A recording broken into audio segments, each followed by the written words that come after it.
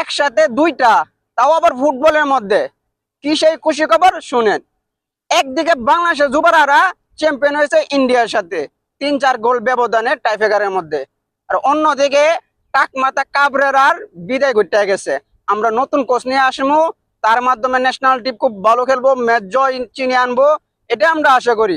কাবরেরার মতন কোচ আমরা চাই না। এই কাবরেরার জন্যই শুধু আমরা এশিয়া কাপে কোয়ালিফাই করতে পারি নাই, নয়তো আমরা টিমটা যতটুকু স্ট্রং ছিল, একজন ভালো মাথার কোচ, ভালো কোচ যদি থাকতো তাহলে কনফার্ম বাংলাদেশ এশিয়া কাপে কোয়ালিফাই করতো।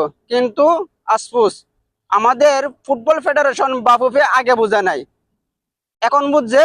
যাই হোক, যেহেতু বুঝছে বালা দামি ধরনের একটা কোচ আনুক, টাকা লাগলে আমরা ফ্রেন্ডরা দিমু, আমরা ফুটবল সমর্থক, ফুটবল যারা ভালোবাসে তারা টাকা দিব, টাকা নিয়ে কোনো সমস্যা নাই। একবার বাফুফে খালি কোক যে আমরা টাকার জন্য ভালো দামি কোচ আনতে পারতেছি না, আমরা নিজেরা টাকা তুলে দিমু, কনফার্ম দিলাম।